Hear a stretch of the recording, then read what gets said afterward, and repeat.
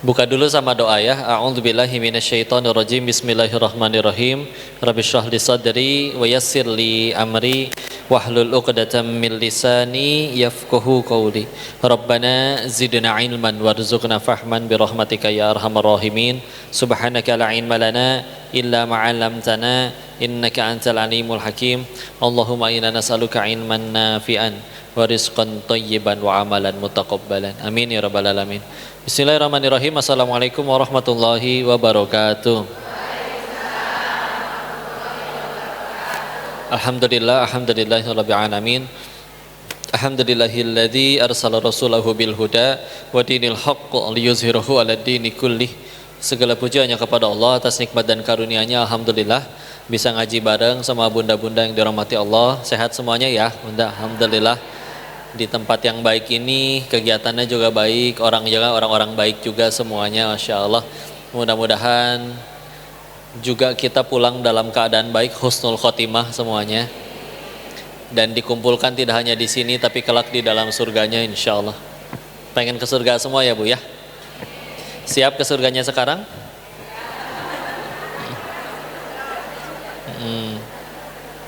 Salawat beserta salam semoga selalu tercurah pada junjungan kita baginda Rasulullah Muhammad sallallahu alaihi wasallam beserta para keluarga dan sahabat-sahabatnya, dan semoga Allah sanggupkan kita istiqomah meniti sunnahnya insyaallah. Sekali lagi salam takzim kami pada seluruh bunda-bunda yang hadir, wabil khusus yang menjadi panitia wasilah diadakan majelis ini. Mudah-mudahan kita bisa jadi pahala jariah bagi beliau-beliau ya insyaallah. Temanya Ustadz Maulana teh abis saya apa tadi udah? Oh udah ya, insyaallah semoga beliau sehat selalu ya. Judulnya hijrah bukan tren tapi jalan hidup. Ibu sudah hijrah? Karena sudah hijrah kita tutup kajian ini. Subhanakallahumma wa bihamdika. Tenang ya Bu ya istilah.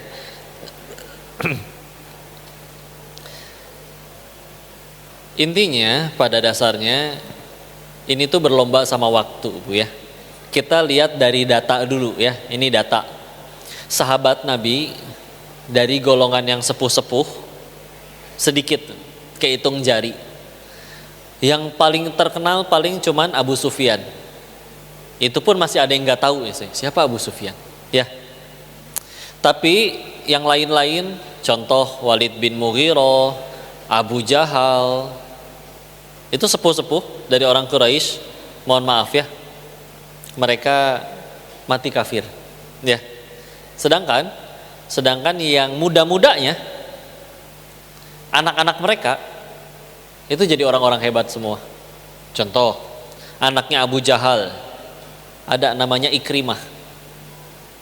Binnya aja Abu Jahal, Ikrimah bin Abu Jahal, tapi sahabat Nabi, ikut meriwayatkan hadis, dan kita dianjurkan tetap mengucapkan radhiyallahu anhu, semoga Allah ridho kepada beliau ya. Ada lagi anaknya Walid bin Mughirah, namanya Khalid bin Walid, pedangnya Allah. Kalau ada manusia yang nyaris mengalahkan Nabi berperang di perang Uhud ya hanya beliau. Tapi selepas itu, semenjak jadi Islam, malah jadi pedangnya Allah. Maka dari sini udah bisa ngambil kesimpulan nih. Oh, nggak peduli masa lalu kita seperti apa, selagi kita sesegera mungkin ngejar Allah, nyari Allah, Allah akan sediakan masa depan yang jauh lebih baik. Ya, masa depan yang jauh lebih baik. Kalau dientar-entar, kok kan bisa maksiat 60 tahun, tapi tobat sehari sebelum mati, bisa tidak? Bisa mah bisa, asal tobatnya tobat nasuha. Pertanyaannya, siapa yang janjiin kita ada waktu sampai umur 60? Kalau nyampe, jangankan umur 60 ya, nanti sore juga belum tentu nyampe rumah kalau mau jujur ya. Karena hati-hati, kadang yang dibawa kipas, dibawa speaker, bisi ketimpah ya, nggak tenang ya. Kadang di masjidnya ada lampu gedenya ya, wah power. Tapi enggak, kalau kata Allah belum waktunya, jangankan lampu jatuh, meteor jatuh pun Allah nggak kasih izin cilaka, sehelai rambut pun nggak akan jatuh ya. Tapi yuk, ini seruan ya, ajakan ya.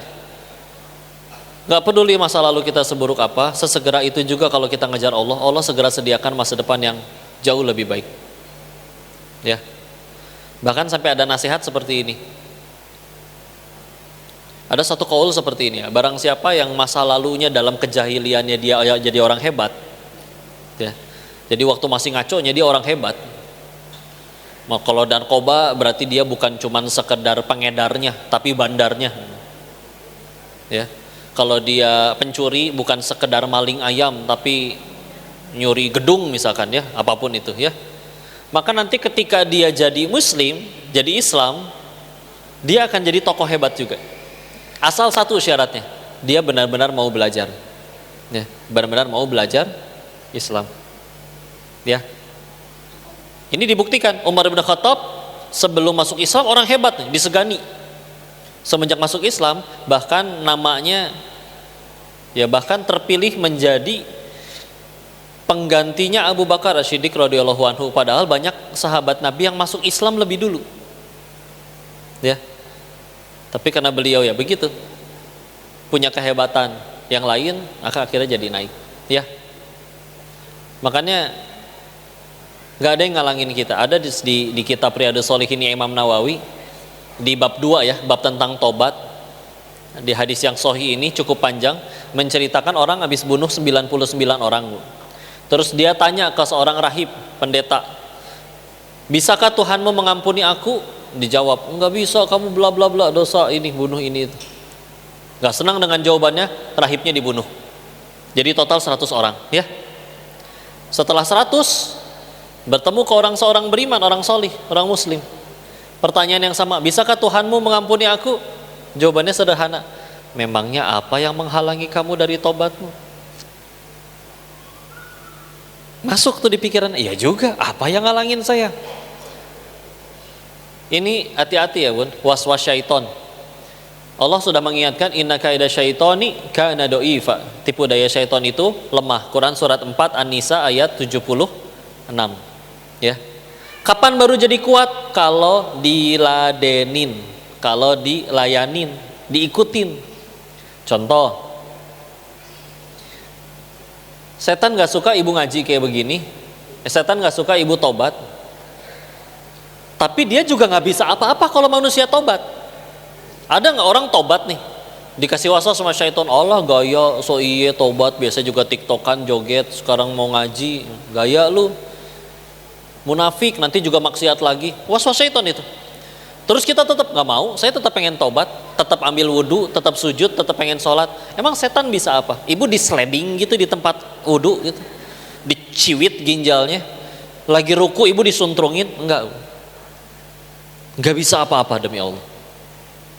Enggak usah kayak gitu bu. Ibu kalau di rumah ada yang nyalain Al-Quran 24 jam pakai murotal gitu, setan betah nggak kira-kira dengerinnya? Enggak. Nggak betahnya itu setan, dia mencet tombol matiin sendiri aja nggak bisa bu. Iya kan? Was oke bu padam sorangannya mati sendiri. Bisanya apa? Was-was ke orang rumahnya. Nggak bosen nih Quran melulu, ganti dong yang lain. Kalau kita nggak mau ngikutin gimana? Kalau gua nggak mau gimana tan? Setan maksudnya, ya. Apa? Dia bisa apa? Dibanting gitu murotalnya.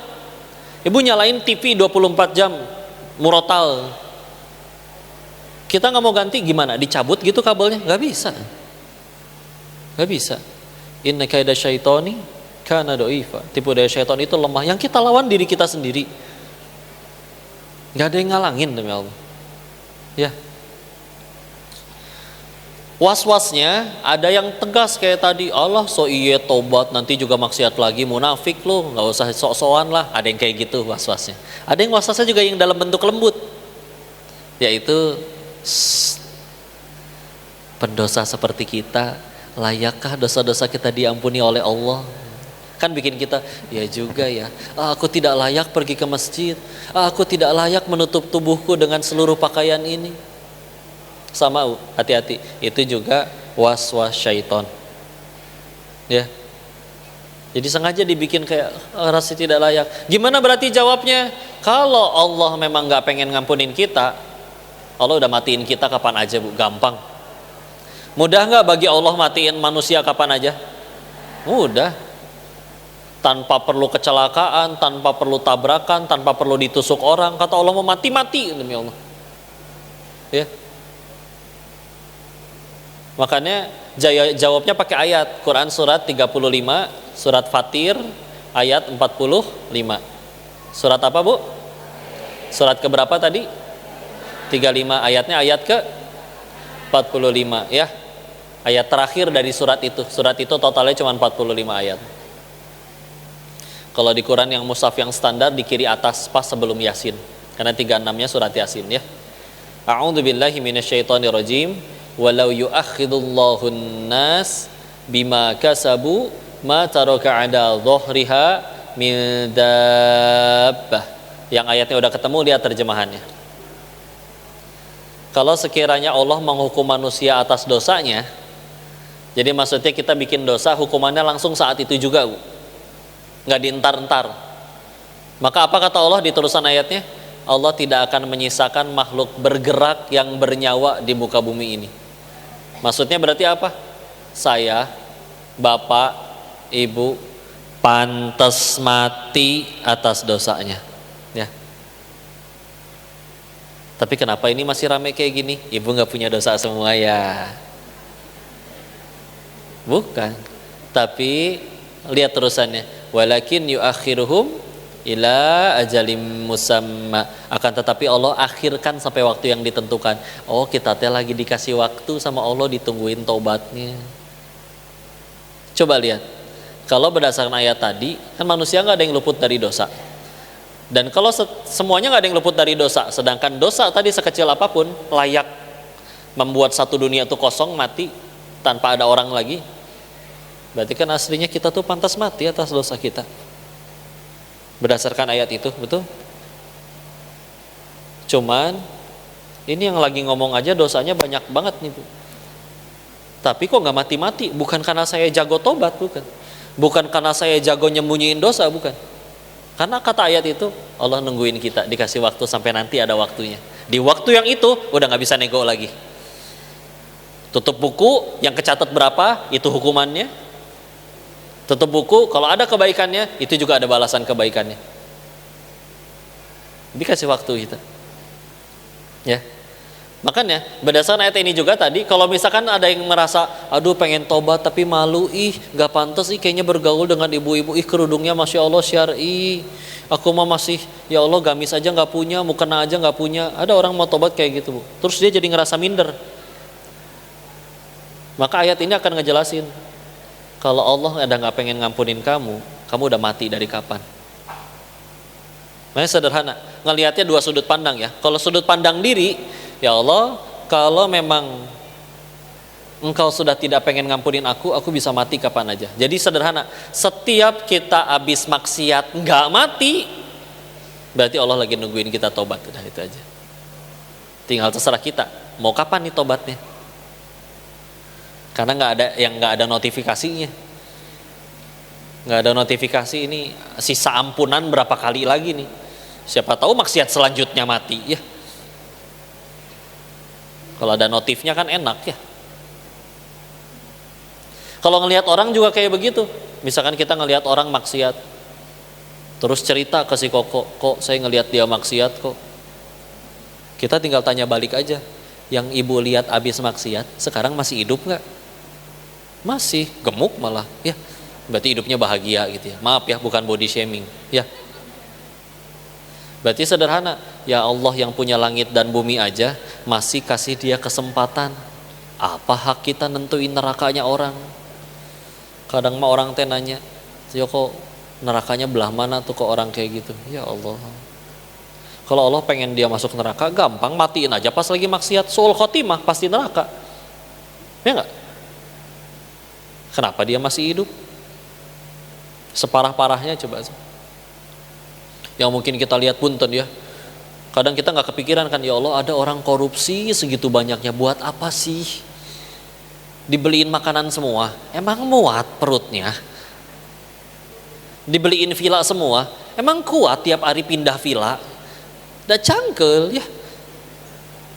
Nggak kebayang kan kita, tapi itu orang masih hidup. Ya udah, berarti Allah aja. Ya itulah maha penyayangnya Allah ya. Ada orang yang dosa-dosanya nggak masuk akal, kok hirup keneh gitu, ya. Itu maha penyayangnya Allah. Kita kalau ngelihat orang yang segitu baiknya, kita bisa tersentuh loh. Ya Allah, ini orang teh baik banget. Saya kalau dia yang minta tolong, saya tolong bukan karena apa-apa, dia baik banget, saya nggak tega, saya nggak mau kalau misalkan menolak ajakan atau permintaan dia ke orang gitu. Ini ke Allah, Allah nyuruh kita sholat, ke orang bisa nggak enak, ya udah saya tetap datang karena yang ngundang kamu baik soalnya. Ini Allah, atau kamu hamba cik atau sholat gitu. Yang minta Allah, nurut dah Allah mah baik pisan, ya. Jadi ke orang bisa, masa ke manusia, ke Allah nggak bisa, ya. Apalagi kita kalau sholat, yang untung bukan Allahnya. Orang kan minta tolong bisa jadi yang untung yang minta tolong, betul nggak? Ini kita disuruh dari semua suruhan Allah, yang untung kitanya. Allah nggak dapat komisi apa-apa tiap kali kita sholat. Allah nggak dapat komisi apa-apa tiap kali kita sedekah. Jadi yuk ya, hijrah cenah teh. Saya pikir kalau judulnya hijrah kayak gini teh yang hadir teh anak kuliah semua gitu. Ibu-ibu gak be. Insya Allah nggak apa-apa ya Bu ya. Menguatkan kembali biar istiqomah. Ibu masih suka naik turun tidak? Masih ya. Naik turun angkot pasti naik turun ya. Ada satu tips kalau misalkan kita lagi futur, Bu. Ngerti futur kan ya? Ketika keimanan lagi turun, ada salah satu nasihat dari guru, yaitu kalau lagi futur, tolong jangan sendiri.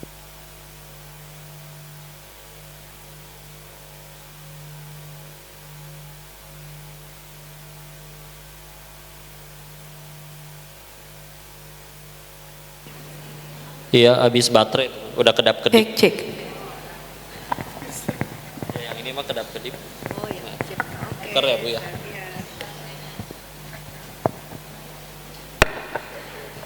Istilah ngenahan iya nih. Ya. Jadi gitu ya. Skenario dari Allah dimatikan yang itu untuk dapat pengganti mic yang lebih baik. Ya. Bismillah. Tetap kedengaran jelas suaranya? Baik. Jadi yuk hijrah, bismillah, tobat kepada Allah ya. Allah tuh maha baiknya ngelihatnya hasil akhirnya ya. Nggak peduli kita ngaconya dulu sebagaimana hancurnya, tapi ketika akhirnya ditutup dengan kebaikan, ya itulah enaknya urusan sama Allah. Kalau ke manusia kan datang bawa 1000 kebaikan, bisa hilang gara-gara sekali salah. Kamu mah jahat, kamu mah nggak pernah peduli. Kemana kebaikan yang lain? Tapi kalau ke Allah kita datang bawa 1000 kesalahan, ada satu aja kebaikannya Allah ridho, Allah punya kuasa ngampunin sisanya. Ya udah, seperti itulah. Ya, maka hijrah itu bukan tren, tapi jalan hidup. Maksudnya awalnya mungkin ikut-ikutan nih. Yang lain hijrah, masa kita nggak ikutan? Tapi setelah itu, yuk Islamnya yang dijadikan jalan hidup. Ya, nggak lengkap, semuanya diatur, semuanya diurus. Saya pengen berikan gambaran bagaimana hidup tanpa aturan Islam, tanpa syariat. Ya, tanpa syariat. Karena suka ada yang bilang kayak gini, kok semua agama kan ngajarin kebaikan, kenapa nyampeinnya tentang Islam doang? Ya saya Islam agamanya, ya puguh nyampeinnya Islam ya. Ibu sepakat nggak kalau ada yang berkata semua agama ngajarin kebaikan? Betul? Kalau bilang gitunya mah betul. Tapi punten, kebaikannya menurut siapa dulu? Ya nggak? Kalau Islam kebaikannya bukan menurut kita, Bu. Menurut Allah. Ya, menurut yang maha baik. Di luar itu, punten, bisa jadi kebaikannya menurut standar masing-masing. Contoh, waktu Koko masih tinggal di Thailand, bagi para bandar judi di sana, Bu, mereka nggak ngerasa berbuat salah. Kenapa? Gini, kalau ibu punya handphone dirampas secara paksa, mereka sepakat itu zolim. Ya. Tapi mereka, bisnis judi mereka, pemain saya main gak ada yang saya paksa. Nggak pernah saya nyuruh tukang pukul nyekek anak orang buat nyuruh bapaknya main judi. Judi nggak lu? Kalau nggak gue cekek anak lu. Nggak pernah kan? Bapaknya dengan sukarela depo sendiri. Ya. Menang pun gue bayar. Jadi gue dosanya belah mana bro? Tolong jelasin. Mereka bilang kayak gitu. Contoh lain. Di Thailand itu gimana bilangnya ya? Saya coba perhalus ya. Di Thailand itu banyak. Ibu kalau ingat Thailand banyak apa coba bu? Hah? Hah? Boti cina. Ibu tahu istilah boti? Punten ya. Banyak yang bahasa Thailandnya katoi. Katoi itu ya hybrid lah ya, hybrid ya. Laura, lanang ora, wadon ora. Ngerti nggak maksud saya? Ngerti ya? Saya lagi memperhalus banget ini ya. Ngerti ya? Eta ya. Meni frontal ya tapi ya. Punten ya bu ya. Asal muasal mereka itu kayak gimana coba bu? Asal muasalnya adalah mereka lelaki, sekolah males, lulus sih lulus, tapi ketika lulus ketemu dengan pahitnya kehidupan, nyari kerja susah, nyari makan susah. Tahu-tahu ngelihat temennya perempuan yang dulu sama-sama males belajar, kok Instagramnya jalan-jalan ke luar negeri melulu, handphonenya mahal. Ternyata ani-ani ya. Punten ini mani ya. Si laki ini mikir dong. Ai dia genit, ada om naksir rela ngasih duit. Ai saya kumisan kayak gini siapa yang mau naksir? Maka apa yang harus dia lakukan? Ya sudah. Kenapa aku tidak menjadi mereka saja? Operasi. Kalau ditanya nih, saya dosanya belah mana? Operasi, duit gua. Sakit, gua rela. Dokternya senang dengan jumlah bayarannya. Kalaupun setelah gua jadi hybrid, ya, terus mohon maaf bekerjanya, mohon maaf ya, menjajakan dirinya, pelanggan gua nggak ada yang gua paksa. Mereka suka rela pengen ngasih duit. Gua nggak suka, gua tinggal blok medsosnya. Jadi gua salahnya di mana? Dan jangan heran, orang-orang seperti mereka bisa ada yang lebih rajin sedekahnya daripada kita. Tiap minggu ngasih ke orang tuanya, bahkan masih ke tempat ibadahnya masing-masing sepekan sekali. Tapi kita sepakat kan, prostitusi dan perjudian itu tidak baik. Tapi bagi mereka nggak ngelakuin salah. Itulah ketika efek samping ketika kita berkata semua agama ngajarin kebaikan, tapi baiknya menurut siapa dulu? Kalau baiknya menurut standar masing-masing, itu yang terjadi hidup seenaknya. Penting tiap bulan saya masih ngasih ke mama saya. Karena pernah nyampe kejadian berantem di kereta ya, kereta kalau di Thailand namanya BTS, tapi bukan boy band ya. Namanya Bangkok Train Sky, maksudnya ada kereta yang di jalan gantung. Nah itu orang kalau di Jakarta mah busway tapi kan bus. Nah ini mah kereta ya. Ada ibu hamil masuk, yang ngasih tempat duduk tadi ya lady boy ya.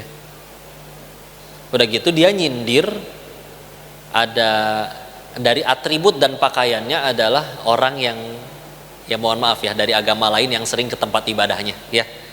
Jadi disindir. Karena si ininya juga nyindir duluan. Dia kayak yang sering ke tempat ibadahnya. Nyindir ke lady boy-nya karena dianggap hina gitu. Dia digeli lah, pandangan geli gitu. Ngelihat pandangan geli itu, lady boy-nya komplain. Mendingan juga gua Gua yang dianggap hina-hina kayak gini, lihat tuh ada ibu hamil, gua yang ngasih tempat duduk, lu malah pura-pura tidur, katanya sering ke tempat ibadah. Bias kan? Ini standar kebaikannya tuh yang mana? Dua-duanya digoda syaitan soalnya. Yang sering ke tempat ibadah akan dibikin ngerasa suci, ya. Yang maksiat, mereka akan ngerasa kebaikan dia bisa menutupi kemaksiatan dia yang lainnya. Nah, salah ini. Kalau dalam Islam sederhana, nggak bisa. Standar baik itu satu. Kata Allah bagus, bagus. Kata Allah jangan, jangan. Udah. Ini menurut kita, Bu. Ya Allah, duit 1,5 juta bisa punya motor, tapi kan harus riba, ya nggak? Menurut matematika bisa jadi, menurut hitung-hitungan awam ya.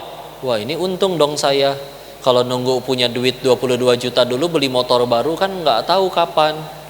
Kalau dengan 1,5 juta bisa dapat punya motor, walaupun tentu dengan cara riba. Menurut manusia bisa jadi untung bagi sebagian orang yang belum ngerti ngaji, ya. Tapi ketika akhirnya udah dibalikin standar baiknya menurut Allah, bisa dia nolak, nggak mau. Allah nggak suka soalnya, ya. Karena efek samping dari riba itu dia nanti, masya Allah. Ibu masih fokus tidak? Saya pengen ngajak mikir sedikit nih, Bu. Ya, karena harus matematika nih, Bu. Saya pengen nyadarin salah satu contoh bahayanya riba, ya. Perbankan yang konvensional. Gini, Bu. Salah satu aturan perbankan konvensional itu mereka cuma diwajibkan nyimpan 10% dari tabungan. Contoh. Ibu nabung di bank 10 juta. Duit cash ibu disimpan sama bank. Duit cash ibu berubah jadi saldo yang di handphone, ya nggak? Cashnya ada berapa? 10 juta. Ibu punya saldo 10 juta, cashnya juga ada 10 juta. Bank punya kewajiban hanya 10% yang disimpan. Berarti 1 juta. Sisa 9 jutanya berhak dia utangin ke orang. Ya. Berhak dia utangin ke orang. Datanglah nasabah baru. Bukan pengen nabung, tapi pengen minjem duit. Stok yang bisa dipinjemin, karena baru satu nasabah nih, cuman ada 9 juta. 9 jutanya ibu pikir dikasih cash? Enggak, Bu. Dalam bentuk saldo lagi di handphone. Sekarang kita lihat fakta di pasar, di realitasnya, ya. Duit cashnya 10 juta, tapi ada orang yang punya duit di saldo satu 10 juta, satu 9 juta. Udah gak seimbang. Harusnya yang di saldo 10 juta, yang cashnya 10 juta dong, itu seimbang. Sekarang apa yang terjadi? Cashnya 10 juta, total saldo 19, ya nggak? Si orang itu punya 10 juta saldo, si orang itu punya 9 juta. Itu contoh baru 2 nasabah. Apa kabar kalau jutaan nasabah? Makanya bank itu, semua pelanggan ngambil duit cash ke situ, bangkrut itu bank. Ya. Abang, apa kok efek sampingnya kalau semua orang punya duit lebih banyak, padahal cashnya tidak segitu? Oh ya, contoh. Karena orang pada bisa minjem duit ke bank, ya, walaupun mereka nggak dikasih cash, dikasihnya saldo, tapi kan saldonya bisa buat belanja dong, ya. Anggaplah ternyata lagi paceklik beras, Bu. Beras sebogor raya tinggal tersisa 1 liter lagi, misalkan. Ini mah analogi ya, lagi ngebayangin. Beras seliter berapa, Bu? 13.000 ya, 13.000. Masalahnya, yang pengen beras banyak, yang punya duit juga banyak, tapi beras tinggal segitu-segitunya. Naik nggak harga beras? Itu dia, itu yang disebut inflasi. Ya, beras yang 13.000, berasnya gue beli dong sini. Tahu-tahu ada orang lebih kaya, padahal dia kayaknya minjem dari bank, nggak ada cashnya, dia cuma punya saldo. Saya berani bayarin tuh beras 100.000 ke saya aja. Ya pedagang, ya mending jual ke dia, untung 100.000. Begitu dijual ke dia 100.000, di stop lagi, stop. Saya butuh beras itu, saya bayar 500.000, siniin berasnya. Ya udah, saya jual dia lagi ke sana lagi, karena dia lebih mahal. Datang lagi orang yang lebih kaya, padahal sama duitnya minjem, cashnya nggak ada, tapi dapat saldo dari bank. Saya berani bayar 1 juta tuh beras, siniin ke saya. Coba bayangkan, beras yang tadinya 13.000 jadi 1 juta. Itulah efek samping riba. Orang menganggapnya, sampai pernah ada orang saking putus asanya ngomong kayak gini, mana keluarga mah nggak ada yang bisa bantuin, giliran kita butuh duit yang bisa bantuin cuman bank. Saya tanya, ntar dulu, kamu pikir bank mau bantuin sukarela gitu? Kan dia mau bantuin karena kamu dibungain. Coba gerak kamu datang ke bank, bang, saya perlu duit 100 juta, minjem ya tanpa bunga seumur hidup. Cicilan semampunya, dikasih apa diusir, Bu? Usir. Bisa-bisanya dia bilang yang bisa menolong diri saya cuman bank. Allahnya kemana itu? Nah, untuk bila nggak ngabulkan, Bu, otaknya, Bu. Saya berusaha sepelan mungkin itu, Bu. Ini bahas matematika soalnya. Ya. Tapi begitu ketika akhirnya, iya ya enak ya, saya punya duit 1.500.000 bisa beli motor ya, walaupun nyicil tiba. Tapi lihat, hutang piutang dengan bunga kayak gitu, efek sampingnya kayak tadi. Ya. Makanya selagi ribawi itu masih ada, akan selalu harga tuh naik terus menerus. Ini gimana tuh? Ya itulah buatan Yahudi lah, Bu. Ya. Kita punya sistem sendiri, punya syariat. Ya. Cuman kadang ya itulah, kita terlalu jauh dari apa yang dicontohkan oleh Nabi. Keberkahannya hilang. Padahal semua yang sudah ditunjukkan itu semuanya kebaikan. Ya. Jadi, yuk hijrah yang pertama juga nih, berarti ibu kalau ada yang masih punya kredit card, kartu kredit, tutup ya. Udah, jangan. Hutang berarti nggak boleh ya kok, Bu. Hutang dalam Islam tuh boleh. Hutang dalam Islam itu boleh. Yang tidak boleh itu tadi ribanya, ya. Jadi kalau misalkan saya pinjam ke ibu 1 juta, tidak dibungain, bayarnya juga 1 juta lagi, ya, ya boleh itu mah. Ya. Kenapa? Arisan. Oh, maksudnya hukum arisan. Ya, ibu pada ikut arisan emang? Yang pembawa acaranya Surya Insomnia itu? Iya. Ngerti, Bu, ngerti ya. Begini, secara hukum semuanya 1 juta, 10 orang jadi 10 juta ya. Itu duitnya aslinya muter-muter ya, Bu ya. Iya kan? Cuman kalau bicara hukum boleh, Bu. Tapi kalau saya boleh usul mah, jangan ikutan. Kenapa? Atau kalau ikutan, kalau bisa ibu menang paling terakhir gitu deh. Gitu. Enggak, karena kalau kita 1 juta nih, 10 orang, kita menang pertama, kita ngutang loh, itu hitungannya ke mereka. Iya. Takutnya, Bu, ibu nggak ada umur, berarti ibu meninggal dalam keadaan punya utang. Mending kalau duitnya nggak dipakai, jadi meninggal duitnya ibu bisa diambil untuk ngelunasin. Kalau ternyata udah kepake, ahli waris nggak sanggup lunasin, kita meninggal dalam keadaan berutang. Jadi bukan arisannya yang haram, bukan arisannya yang tidak boleh, tapi kita tahu kan urusan hutang piutang gimana di akhirat. Ya gitulah ya. Jadi itu jawaban saya terkait arisan. Ya. Wow, habis ini mulai langsung saya menang terakhir, semuanya menang terakhir. Jadi nggak ada yang mau menang nanti. Bu, kadang arisan itu dijadikan alasan untuk ngumpul ya. Atau ngumpul mah ngumpul, nggak harus arisan ya. Ya. Kalau nggak arisan nggak ngumpul. Oh gitu. Arisannya 100.000. Oh sekalian 1.000 atau Bu biar lebih murah ya.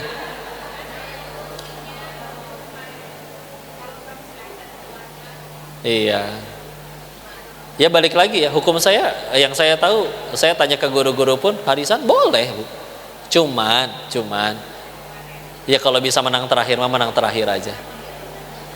Atau kok kepalang saya menang pertama kok. Saran saya duitnya nggak usah dipakai, buat nyicilin buat bulan-bulan depan berikutnya aja. aman. Enggak, saya mah cuman paur utangnya. Ya. Iya, jadi we rame ya.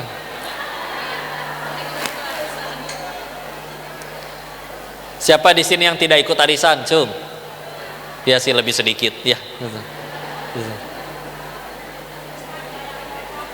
Apa? Gimana maaf? Kenapa dipotong sama dia? Cuan. Oh gitu ya? Bandar tuh motong. Saya nggak tahu sistemnya sih, ya. Cuman kayak main judi bakarat ya, ada itu. Nggak semua kan? Nggak semua. Ada yang benar-benar murni aja kan, dapat segitu. Iya gitulah. Kalau yang dipotong jangan lah. Atas dasar apa? Apalagi kalau dia sebutnya apa? Nyebutnya apa? Pajak. Oh iya, pajak nggak boleh dalam Islam. Potongan. Jangan. Ya. Iya. Ya kan, janganlah, bukan haknya, ya. Iya, jadi rame, ya. Bu, gini ya, saya pengen kasih satu kaidah. Nanti kalau kita bakal bahas hukum itu luas sekali, ya. Anggaplah nanti kita ketemu suatu permasalahan yang kita tidak tahu hukumnya. Lagi nggak ada internet buat nanya, lagi nggak ketemu ustadz nggak bisa nanya, maka tolong pegang satu kaidah ini, yaitu ingatlah bahwa di atas fikih selalu ada yang namanya takwa. Ulangi, di atas fikih selalu ada yang namanya takwa. Fikih itu bahas hukum, bahas fardu, sunnah, mubah, makruh, haram, bahas boleh atau tidak. Takwa bukan bahas boleh atau tidak, bahasnya Allah suka atau tidak. Ini jauh lebih selamat. Contoh, kok apa hukum baca komik? Mungkin selagi komiknya komik anak-anak, nggak ada yang pornografi dan lain-lain, bisa jadi mubah, boleh. Tapi itu secara fikih. Kalau ada orang yang ngelihatnya pakai sudut pandang takwa, dia akan berkata, saya nggak peduli apapun hukum baca komik. Yang saya tahu, saya lebih dicintai oleh Allah kalau baca komik atau baca Quran. Nah, maka saya lebih pilih ini yang lebih Allah cintai. Udah, itu jauh lebih selamat. Ya, itu jauh lebih selamat. Maka silakan. Hukum nonton drakor, ayo. Nanti begitu dijawab nanya lagi, kalau hukum nonton dracin, sama wae. Ya. Tahu nggak dracin? Drama Cina ada lagi. Ayo dulu mah Meteor Garden, nah, ya. Tapi itu dratai sih, drama Taiwan, ya. Kok jawabnya kayak gini? Tadi ya, pakai sudut pandang takwa. Bu, maaf. Karena bagi orang beriman tuh yang paling penting adalah selalu tambah dekat kepada Allah. Apa kebaikan bagi orang beriman? Apapun yang membuat dirinya tambah dekat sama Allah. Punten, kalau ada orang yang setelah nonton drakor dia malamnya langsung kuat tahajud sambil baca 2 juz, terus jadi semangat ngapalinnya, terus semenjak mulai nonton drakor besoknya dia mulai puasa Nabi Daud, dan setelah nonton drakor dia mulai hafalannya kuat dan mulai sering berwakaf. Punten ya, bisa jadi saya suruh nonton itu.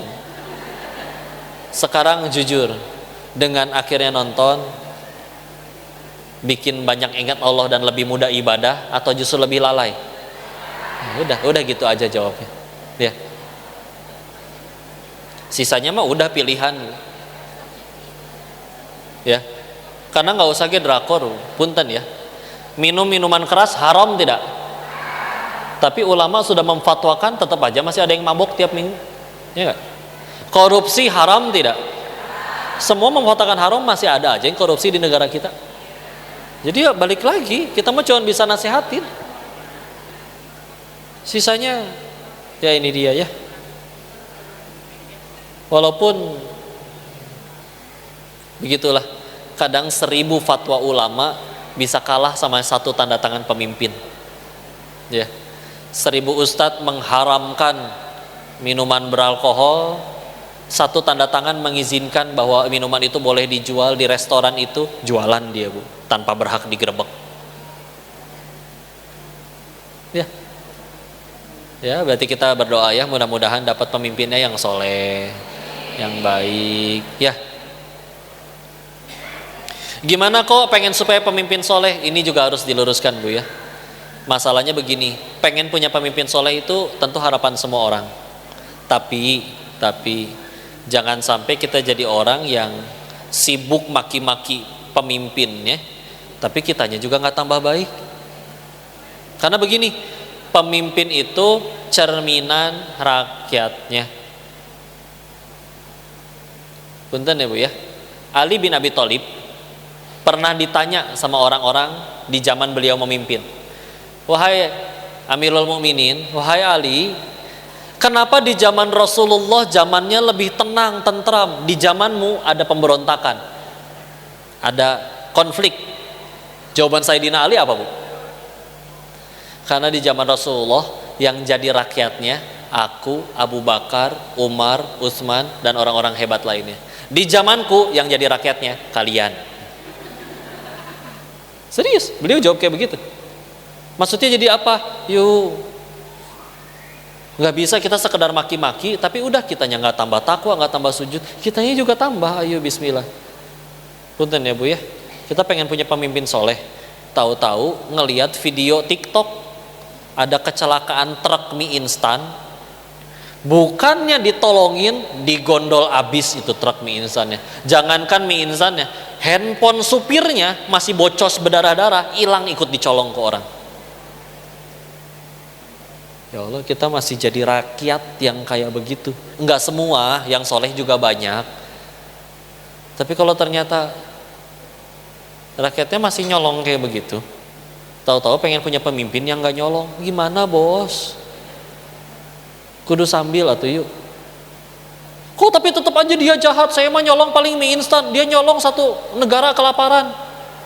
Iya, kita meninggal nggak ditanya kelakuan dia, tapi ngekritik silahkan. Tapi kitanya sambil tambah baik juga atuh, ayo. Tadinya sholat 5 waktunya bolong-bolong, mulai 5 waktu, 5 waktunya nggak pernah bolong, mulai duha, duhanya nggak pernah bolong, mulai tahajud. Terus proses pelan-pelan. Yang langsung soleh tiba-tiba juga nggak ada kok. Yang sekarang bisa tahajud tiap malam mungkin berjuangnya berapa tahun itu untuk bisa tahajud. Nggak apa-apa. Tapi ayo berubah kitanya juga. Hijrah judul nage. Ya. Kalau nggak mau sampai kapan? Ya, mau sampai kapan? Jadi gitu renungannya ya. Supaya jangan sampai jago mulut ngomong, pandai mencari kesalahan orang, tapi lupa kesalahan diri sendiri. Perhatikan, ingat ya.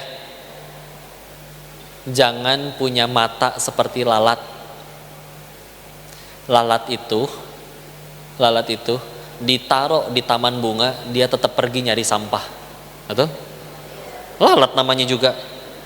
Jangan sampai kita kayak gitu, kumpul di tengah orang baik, tapi sibuk nyari kesalahan. Si ibu tuh kerudungnya nggak matching. Si koko tuh salah baca ayat. Bisa jadi saya salah baca ayat selama 2 jam, cuman baca salah 1 kali. Bisa itu yang difokusin tuh, yang benernya nggak dipeduliin sama sekali. Tapi kan kamu betulan salah, kasih tahu atuh. Ngapain dijulitin doang di belakang? Ya. Jadi yuk atuh, punten ya. Ini yang koko yakini. Salah satu tujuan kita ngaji adalah untuk makin jago nyari kekurangan diri sendiri, bukan makin jago nyari kekurangan orang lain. Sebelum mengaji ngejulitin teman tongkrongan, setelah ngaji yang dijulitin ustadz yang beda pendapat. Apa bedanya? Tapi kok dia beda dengan hadis yang saya tahu? Kamu tahu hadisnya dari mana? Lihat di story Instagram orang. Allahu Akbar. Ulama terdahulu ketika ada yang beda, beliau cek dari pengetahuan hadis mereka, yang punten ya. Imam Bukhari hafal 300.000 hadis. Atau kalau zaman sekarang nggak apal kayak gitu, ya udah cek atau ke kitab rujukan hadis. Ada 6 yang paling utama disebutnya kutubus sittah, yaitu hadis Bukhari, Muslim, Abu Daud, An-Nasai, At-Tirmizi, Ibnu Majah. Totalin semuanya 30 ribuan hadis. Udah baca semua belum? Terus gara-gara satu hadis yang ditulis di status orang, ketemu orang beda, langsung kita bilang sesat. Ih, meni ajib biwir teh ih. Ajib eta biwir. Rahang teh meni enteng, ya Allah. Jangan gitu ah. Karena bisa jadi dia beda, dia punya hadis yang lain yang kita nggak tahu. Dan sekarang mah tinggal tulis kalimat bagus, update di story, belakangnya tinggal dikasih dalam kurung HR Bukhari, orang bisa percaya itu hadis loh. Serius. Padahal luar biasa kudu ditelaah. Ada ilmunya namanya ilmu mustalah hadis.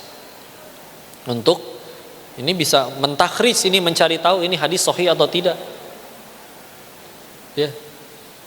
Dicek rawinya, sikoh atau tidak, tersambung atau tidak riwayatnya, mutasil tidak, rawinya adil tidak, hafalannya dobit tidak, ada syadz, ada ilat. Sedangkan semua istilah yang tadi saya sebutkan tidak tahu, tapi seenaknya ngafidin orang. Aduh, ngeri euy, power.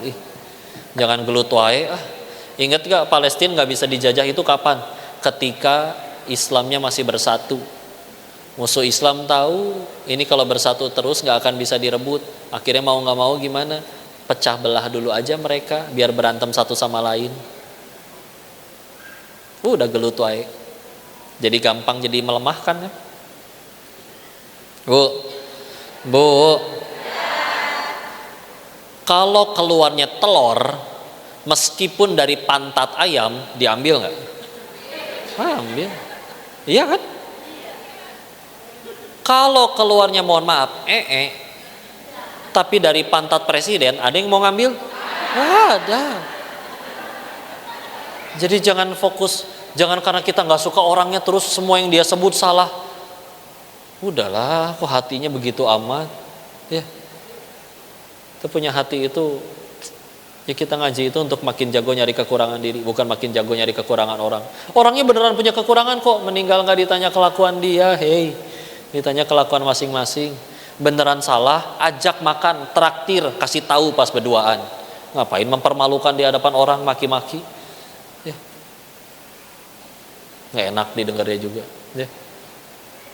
Dari omongan itu Bu, bisa ketahuan tingkat orang. Dulu guru kami, AA, membagi. Orang itu ada pertama, ada orang yang dia memang baik dari omongannya. Contoh omongan baik itu gimana? Adalah orang yang ngomong apapun selalu nyambung ke Allah.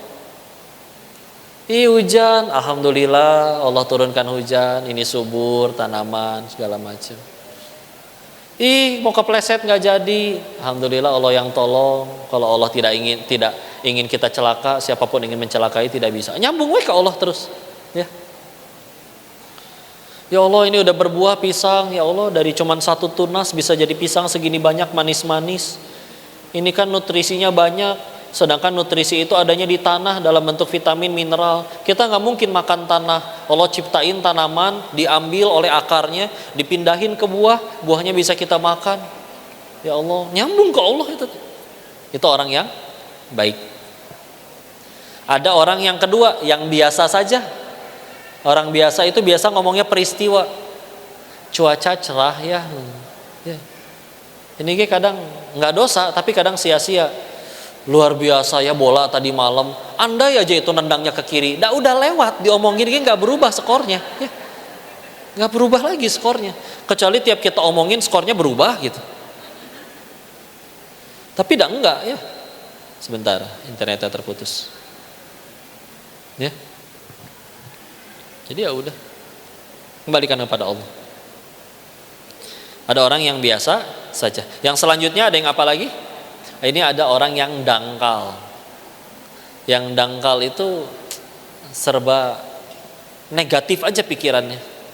Orang bawa tas baru, KW paling. Gitu. Ya. Enggak, itu betulan asli. Ya udah, paling pinjam punya mertuanya. Itu.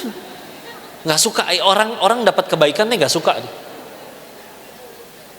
teman ganti handphone, menang slot ya lu, gitu katanya. Ya. Nyakitin nggak bu ngomongnya bu? Nggak suka. Teman naik jabatan ngejilat si bos ya, jual diri. Naudzubillah. Dengki itu naudzubillah ya. Itu yang dangkal.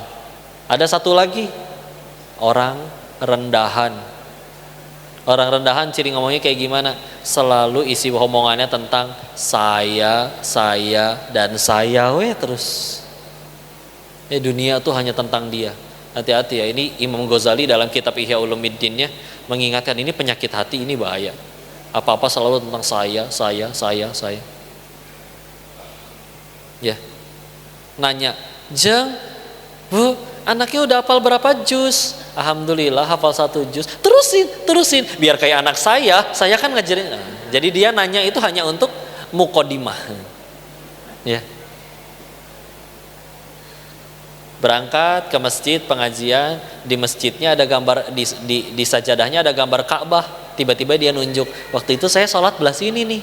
Tiba-tiba pengumuman tuh. Pengen ngasih tahu pernah umroh berarti. Ya.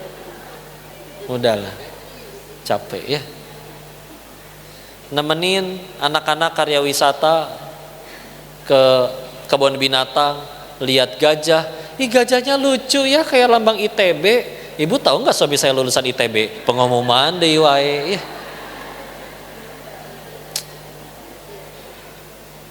Ucing lewat. "Hah, kucingnya lucu ya, kayak singa." Jadi ingat waktu jalan-jalan di Singapura kan memang nggak nyambung. Udah, terserah lu lah udah.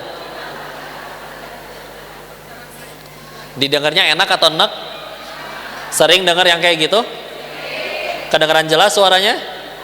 Iyalah, orang suara sendiri ya nggak? Dalam diri itu pokoknya isinya satu ya, kurangi bicara tentang diri. Jangan ngomongin tentang saya. Karena kalau bicaranya selalu tentang saya, cenderung dikasih bumbu, Bu. Iya, bumbu, karena kita nggak suka kelihatan buruk gitu. Jadi biasanya dikasih sesuatu yang ya itulah bumbu-bumbu untuk supaya kelihatan baik di hadapan orang. Ketika pengen kelihatan baik ya udah kan. Harusnya kan kelihatan baik di hadapan Allah, bukan di hadapan orang. Anggaplah dia berhasil membuat orang menganggap kita baik. Satu dunia cinta, Allah benci, tetap kita yang repot. Jadi balikin lagi ke Allah aja. Kalau untuk diri ya, pokoknya jangan, sebisa mungkin jangan ngomongin saya. Aduh, capek. Ya. Jadi nggak nyaman didengarnya juga ya, apa-apa hanya tentang dirinya. Na'udzubillah. Yuk, bismillah. Tadi mulai 8.45, ini udah mau 9.45. Saya sisakan waktu untuk diskusi, tanya jawab, ngobrol-ngobrol, atau barangkali ada yang mau ditanyakan silakan, atau kalau ada saya salah menyampaikan mau dikoreksi juga silakan. Kembali silakan. Mic-nya habis ya? Atau di WA aja Bu, di WA.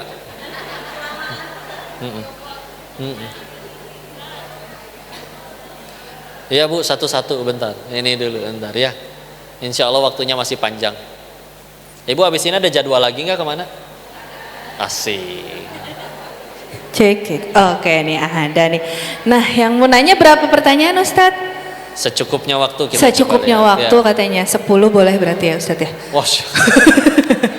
Oke, dari depan, belakang, kanan, kiri ya.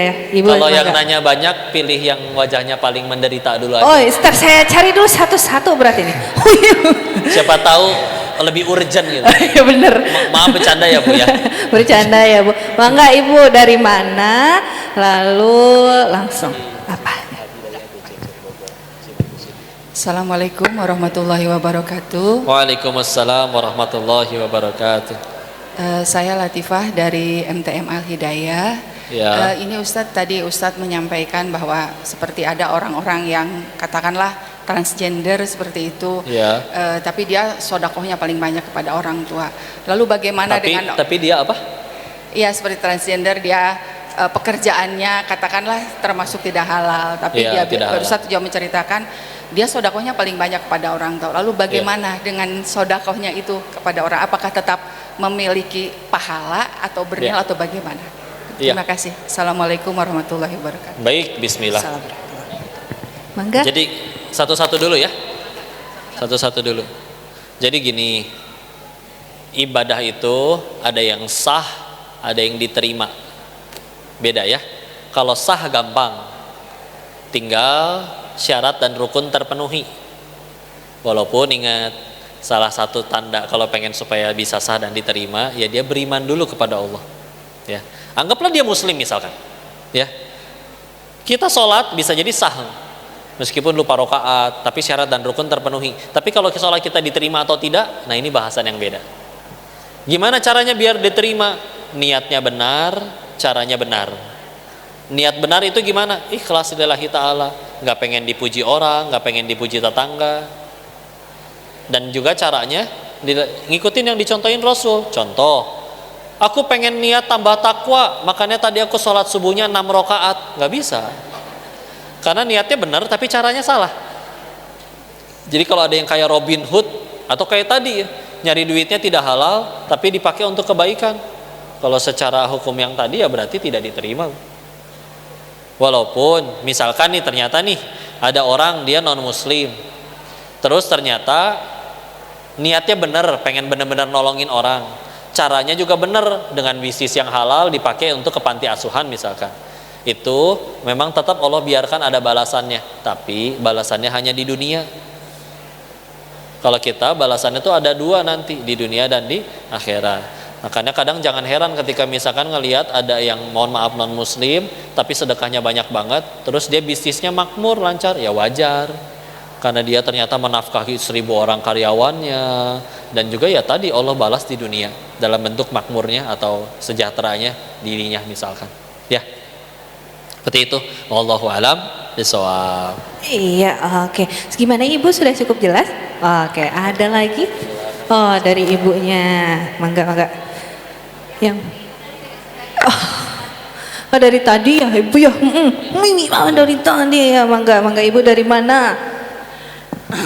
Aku Ibu Firdaus dari Majelis Taklim Az-Zahra. Ya. Aku mau nanya sesuai dengan tema kita, yaitu hijrah bukan tren tapi jalan hidup. Ya.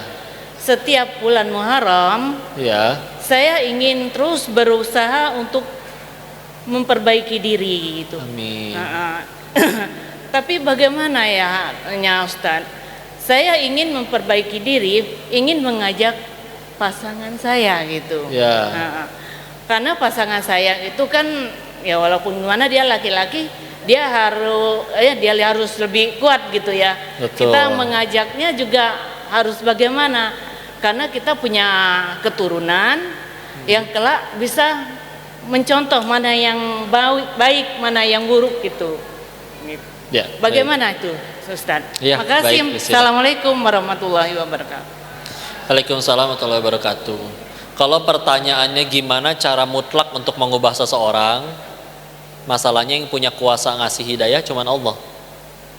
Makanya kalau paling cuman bisa jawab kayak gini. Ingat, dakwah itu baru akan jadi berat kalau kita mewajibkan orang harus soleh gara-gara kita.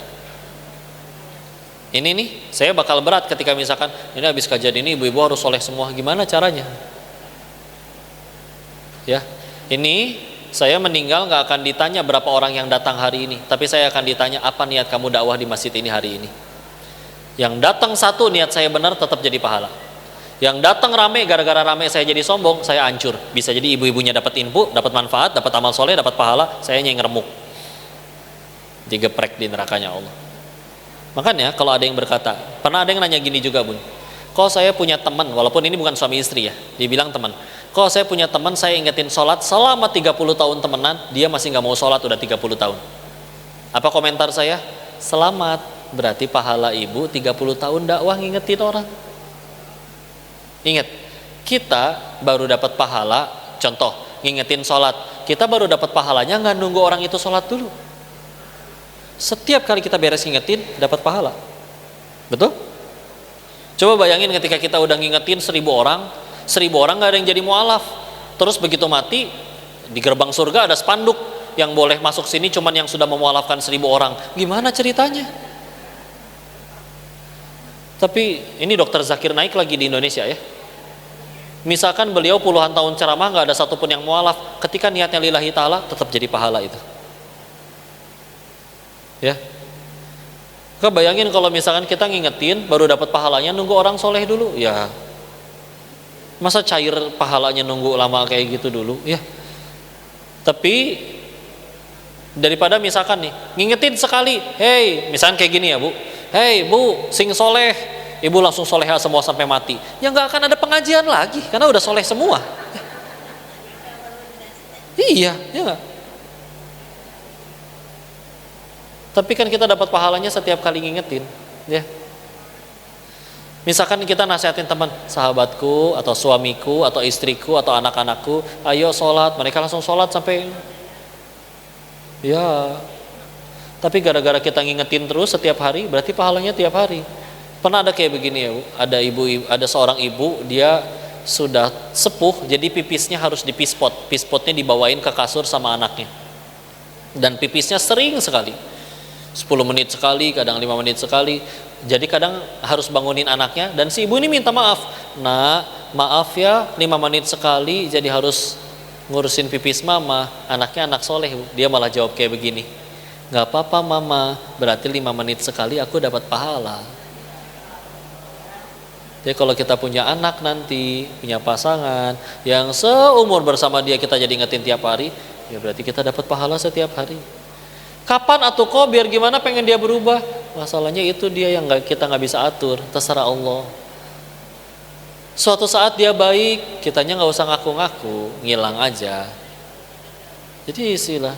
Jadi tidak ada yang gagal. Kadang ada yang ngingetinnya sekarang, kitanya mati duluan, tobatnya 40 tahun lagi. Gagal? Enggak. Tahu kisah Salahuddin Al-Ayyubi yang memerdekakan Baitul Maqdis? Kalau kita baca buku tentang beliau, itu tidak dimulai kisahnya dari beliau lahir, tapi dimulai dari 100 tahun sebelum beliau lahir, zamannya Imam Ghazali. Imam Ghazali meletakkan keresahannya kepada pemuda-pemuda yang di majelisnya. Orang-orang pada meninggalkan ilmu, keresahan itu turun lagi ke bawah, turun lagi sampai kepada gurunya Imam Salahuddin Al-Ayyubi. Dari Salahuddin Al-Ayyubi akhirnya menjadi puncak es kebangkitan. Baitul Maqdis berhasil direbut kembali. Punten, apa Imam Ghazalinya nggak kebagian pahala jariahnya? Pasti dapat. Apakah dia melihat kebangkitan Baitul Maqdisnya? Ngelihat murid dari murid dari murid dari murid dari murid dari muridnya akhirnya berhasil melakukan Baitul Maqdis? Nggak lihat, mati duluan, meninggal duluan. Jadi nggak ada yang sia-sia. Bisa jadi gara-gara sabarnya ibu ngingetin beliau, surga ibu lebih terjamin daripada istri-istri lain yang suaminya udah soleh dari sononya. Bismillah, nggak apa-apa ya, sambil ya udah. Keturunannya nanti itu gimana? Bagaimana dengan keturunan kita kelak gitu? Harapanku Ya. kan cuman satu, kepada keturunan agar ia bisa menjadi anak yang Betul. soleh gitu. Dengan punya orang tuh orang tua, ayah gitu ya, yang kurang begitu perhatian gitu. Itu nanti bagaimana gitu? Iya. Setelah Kita kita bisa mendengar, bicara- soalnya kita udah umur Bu, sudah Iya. umur Ustaz. Iya. Iya.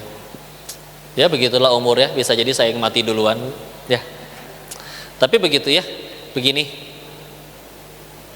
Memang kalau kita bicara teknis ada ilmu parenting dalam Islam. Tapi sekali lagi, yang akan mengubah bolak-balik anak ini bakal jadi soleh atau enggak, kan memang Allah. Walaupun upaya kita akan mengundang keridhaan Allah untuk mengubah anak-anak ini. Tapi perhatikan, di Quran surat ke-18, surat Al-Kahfi, itu ada kisah Nabi Musa alaihissalam ketemu Nabi Khidir. Di ayat 60 sampai ayat 82. Dari 3 perbuatan, kita fokus ke yang ketiga. Kan mereka nyampe suatu tempat, suatu kota, minta dijamu, nggak ada yang mau ngasih. Maka ketika mau ninggalin kotanya, ada rumah 2 anak yatim mau roboh, malah direnov, dibangun ulang.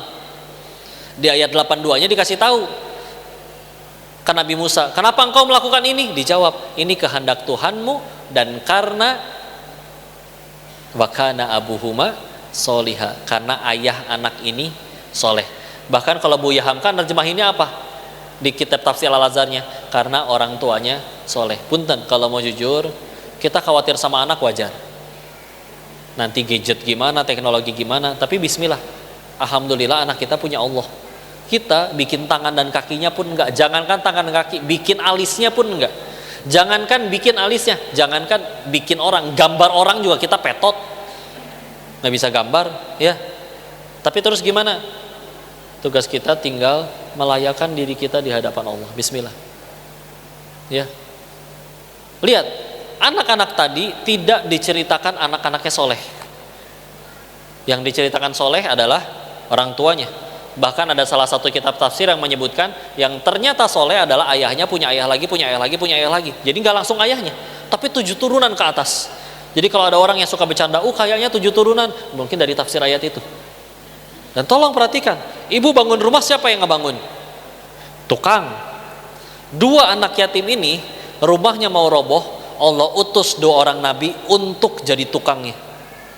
Karena apa? Karena satu alasan, orang tuanya soleh.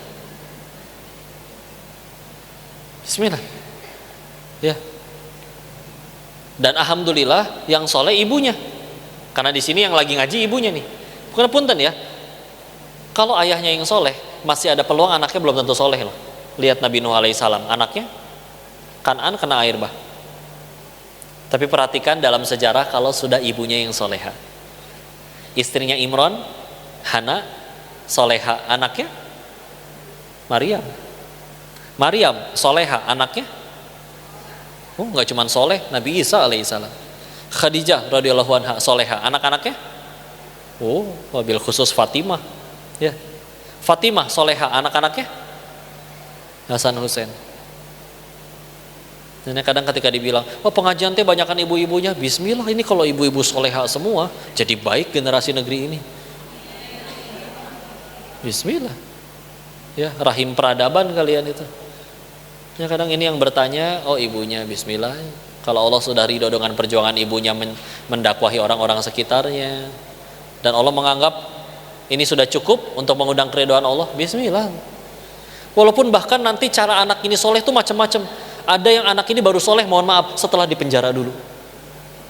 Nggak sedikit saya ketemu orang-orang yang betulan soleh, tapi masa lalunya pernah dipenjara. Tapi ujungnya gimana? Beneran jadi soleh, sampai meninggalnya soleh. Umar bin Khattab radhiyallahu anhu juga dulu pengen bunuh Nabi. Abu Dzar Al-Ghifari, nama aslinya Jundub bin Junadah, dulunya raja perampok. Ibu pernah nggak ngerampok orang? Ini sahabat Nabi, dulunya perampok, Bu. Imam Fudail bin Iyad sama, dulunya juga pernah berbuat maksiat. Jadi itu dia tadi yang sebut hijrah. Nggak peduli masa lalu kita seperti apa. Yang penting mulai dari titik ini sampai nanti kita mati, kita berusaha melayakan diri di hadapan Allah. Nanti Allah yang jaga anak-anak kita. Amin ya rabbal alamin. Allahu a'lam bishawab.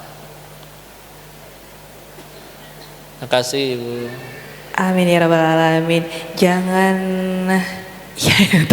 udah nunjuk-nunjuk aja di belakang ya. Jangan bosan untuk mengingatkan sesuatu yang baik gitu ya Ustadz ya. Mungkin satu lagi di tengah di belakang ya. Silakan. Yang di belakang boleh. Yang di tengah di belakang ada yang mau bertanya? Oke, Ibu, ayo. Yang pakai Ibu pakai masker, punten. Perkenalkan nama ya dan dari mana? Punten.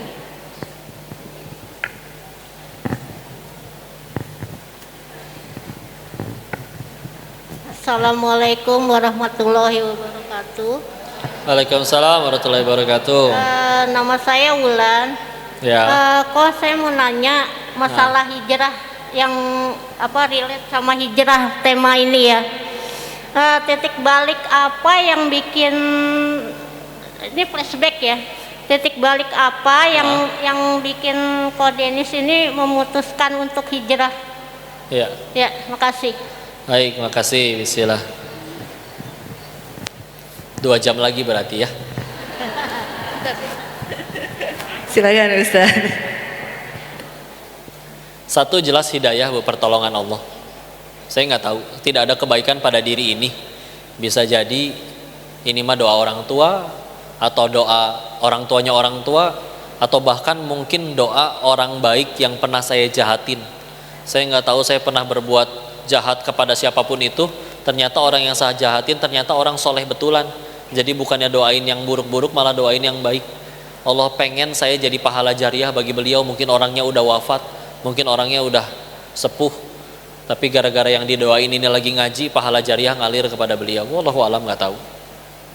Saya tidak melihat ada kebaikan pada diri saya, banyak dosanya.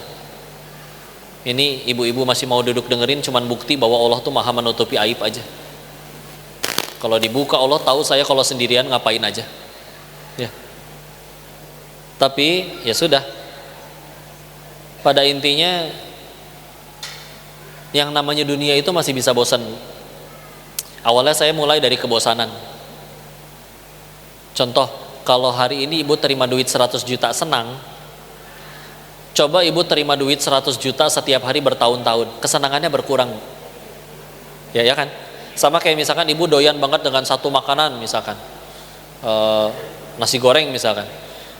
Dan nasi goreng itu dimakan benar-benar sehari 3 kali selama bertahun-tahun. Gumoh nggak bu?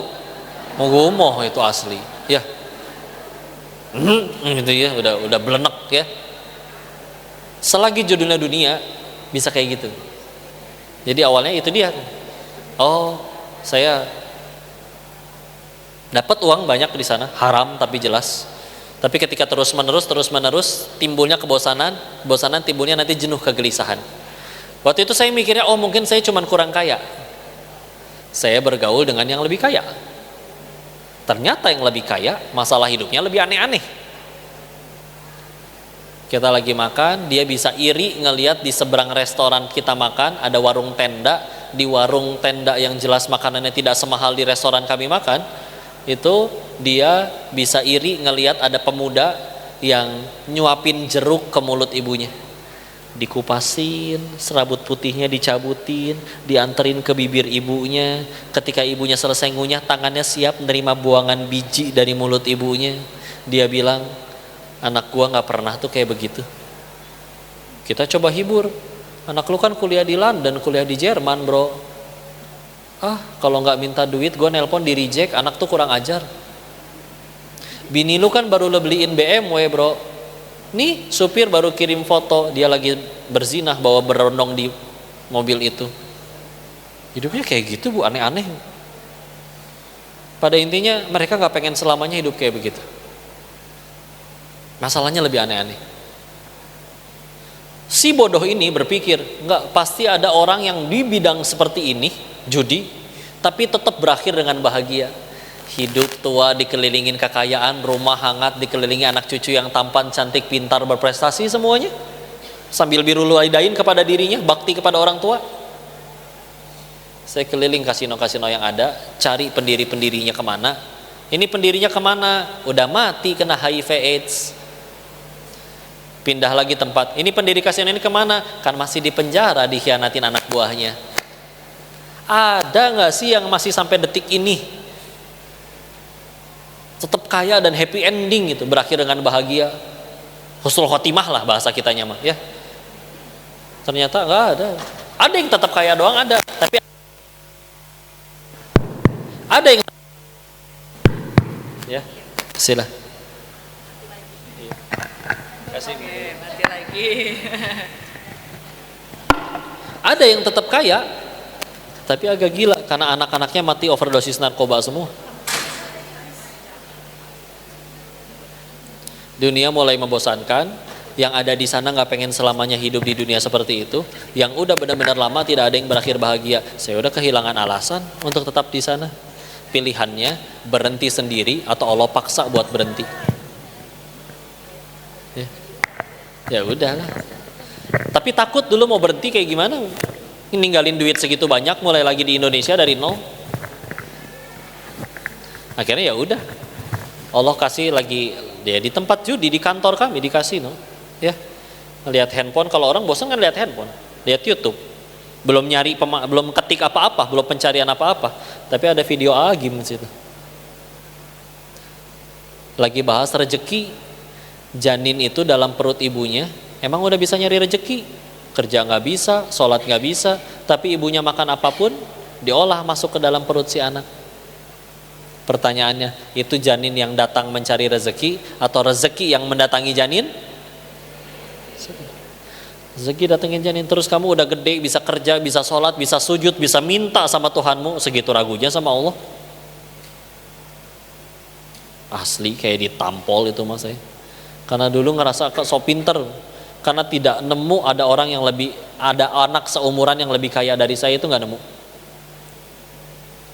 Rumah pertama yang saya beli umur 22, tapi haram jelas, nggak bisa dibanggain, dan udah diambil lagi sama Allah juga, udah habis, ya. Sehingga si akal yang dibanggakan ini takut kalau pulang mau mulai dari mana. Tahu dikasih video kayak gitu. Iya ya, hal semasuk ini aja, semasuk akal ini aja masa saya nggak kepikiran. Aslinya teh bodoh saya teh aslinya. Tutup YouTube-nya, pesan tiket, pulang, nyantren ke tempat beliau. Darut Tauhid. Ya. Udah ngaji terus sampai sekarang ya masih santri. Ya. Ya itulah yang ditolong. Kok di sana masih ada sisa duit haram dong? Iya, saya jujur pulang masih banyak bawa duit haram.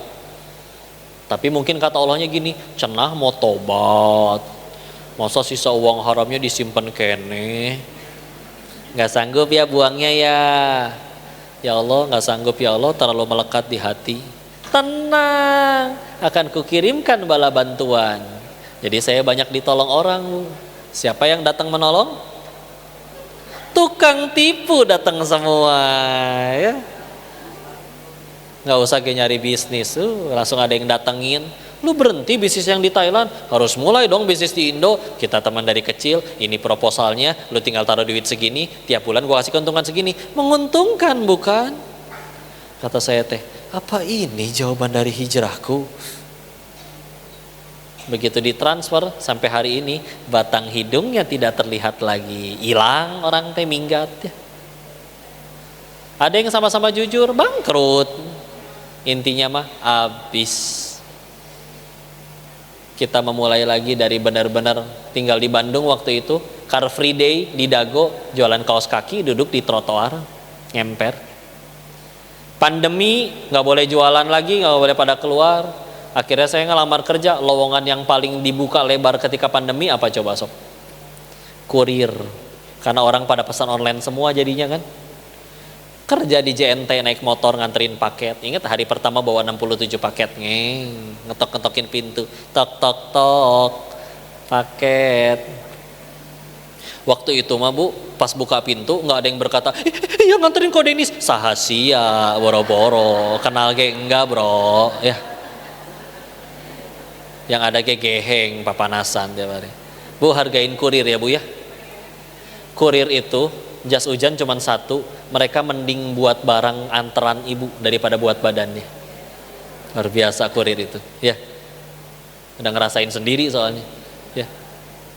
Intinya mah abis ngambek, percuma orang nonggeng, orang sujud, naon bebe akan kieu. Mendingan balik lagi ke Thailand. Tapi sambil diterusin, akhirnya sampai pada satu pemikiran dan titik di mana nginget bahwa iya ya, ini teh pertolongan. Sisa uang haramnya jadi nggak ada yang kemakan. Coba hijrah tobat sambil makanin duit haram, mual balik, nggak akan bener, ya. Buang sendiri nggak sanggup, ya udah ditolong. Ya. Cuman kenapa waktu itu saya ngambek? Sederhana, waktu itu Tuhannya saya duit, bukan Allah. Buktinya ketinggalan sholat nggak nangis, hilang duit baru nangis. Jadi kita stres mah gara-gara itu aja, di hatinya belum Allah, masih selain Allah. Nah gitu weh. Nih lengkapnya ada di buku ini, ya. Yeah. Mangga silakan kalau mau dibaca. Ya.